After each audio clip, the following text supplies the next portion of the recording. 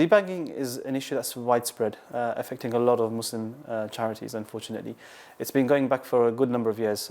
Really, the first few cases we started experiencing almost 20 years ago. And it's a persistent issue, unfortunately, that's derailing a lot of Muslim charities and immobilizing them from acting in spaces where they should be operating. A lot of charities, when they are debanked, often they don't have the right to appeal or explain or give some form of a response.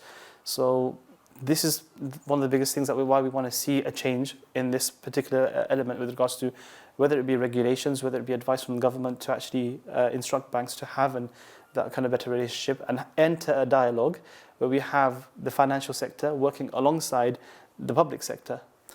On this issue at the moment, we haven't seen too much, unfortunately. And this is what we want to see in terms of going forward, especially with the elections coming up.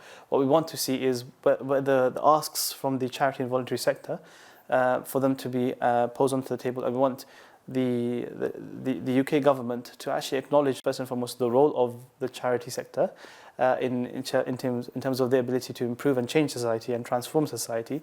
But also we want them to acknowledge the fact that this issue has been impacting, particularly when it comes to Muslim charities. The fact that we have Muslim organizations or Muslim charities who have been